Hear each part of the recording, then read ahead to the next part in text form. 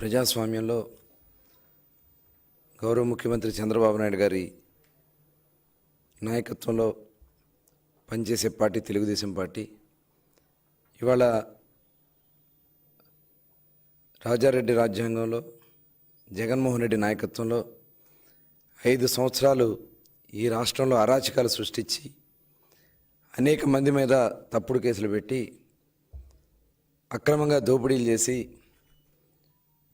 అదే కార్యక్రమాన్ని తప్పించుకోవడానికి ఈరోజు ఒక దళిత సోదరుణ్ణి గన్నవరం పార్టీ కార్యాలయం తగలబెట్టినటువంటి కేసులో ఎవరైతే ఫిర్యాదుదారుడుగా ఉన్నటువంటి సత్యవర్ధన్ కిడ్నాప్ చేసి భయపెట్టి అతనితో తప్పుడు స్టేట్మెంట్ ఇవ్వడానికి ప్రయత్నం చేసినటువంటి సందర్భంలో కుటుంబ సభ్యులు ఇచ్చినటువంటి ఫిర్యాదు మేరకు ఇవాళ ఉదయం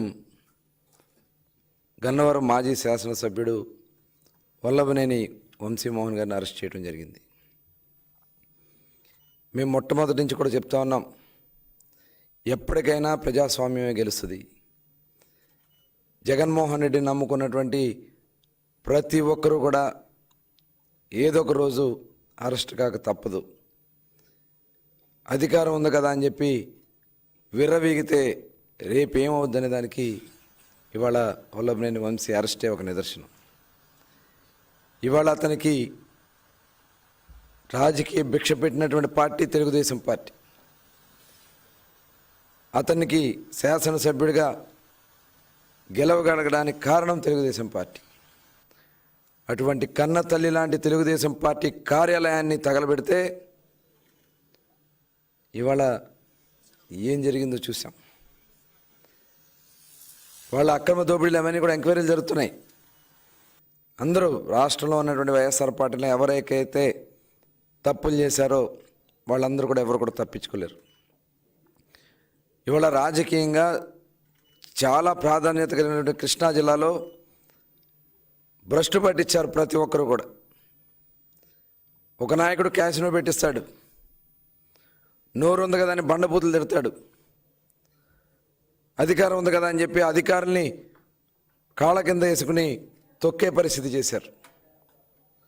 ఆ రోజున వాళ్ళు చేసినటువంటి దుర్మార్గాలు ఇవాళ బందర్లో మచిలీపట్నంలో ఒక మాజీ మంత్రి బియ్యం స్కామ్లో సొంత భార్యనే కేసుల్లో ఇరికించినటువంటి దౌర్భాగ్యమైనటువంటి పరిస్థితులు వైఎస్ఆర్ పార్టీ ఇవాళ ఆ నాయకులది. తీర ప్రాంతంలో భూములు కొట్టేసిన ఒక మాజీ మంత్రి, తెలుగుదేశం పార్టీ ప్రధాన కార్యాలయంలో ఆ కుటుంబానికి రాజకీయ భిక్ష పెట్టినటువంటి పార్టీ తెలుగుదేశం పార్టీ. ఇవాళ దాడులు చేసి జగన్ దగ్గర మెప్పులు పొంది పదవులు పొందాలని చూస్తే ఏమైంది ఇవాళ మీరు చూశారు. ఇవాళ ఎవరు కూడా తప్పించుకోలేరు. ఇవాళ ఎవరైతే కంప్లైంట్ ఇచ్చారో అతని మీదే, ఒక దళితుడి మీదే ఇవాళ ఇలాంటి దుర్మార్గాలు చేస్తూ ఉన్నారంటే ఎట్టి పరిస్థితుల్లో కూడా ప్రభుత్వం చూస్తూ ఊరుకోదు. ఖచ్చితంగా ఎవరు కూడా తప్పించుకోలేరు. ఇవాళ జగన్మోహన్ రెడ్డి గారు కూడా ఈ రాష్ట్రాన్ని ఏ రకంగా దోచుకున్నారో, ఇవాళ సొంత బాబాయ్ని ఏ రకంగా హత్య చేశారో మొత్తం కూడా ఇవాళ బయటకు వస్తున్నాయి. విచారణ కూడా వేగవంతంగా పూర్తి కావాల్సినటువంటి అవసరం ఉంది. దానికి కావాల్సినటువంటి చర్యలన్నీ కూడా తీసుకునే పరిస్థితి ఉంది. కాబట్టి ఎవరు కూడా తప్పించుకోలేరు. ఇవాళ వచ్చి మాట్లాడుతూ ఉన్నారు ఒక్కొక్కరు.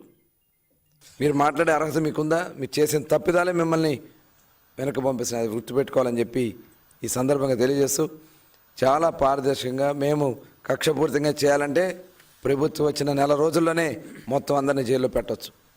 కానీ మేము ఎక్కడా కూడా ఎవరి మీద కూడా కక్ష సాధింపు చర్యలు తెలుగుదేశం పార్టీ చేయదు. ప్రజాస్వామ్యబద్ధంగానే ముందుకెళ్తాం. ఎవరైతే దీంట్లో అవినీతిలో కానీ అరాచకాల్లో కానీ భాగస్వాములు అయ్యారో వాళ్ళు ఎట్టి పరిస్థితి కూడా తప్పించుకోలేరని కూడా తెలియజేస్తాను.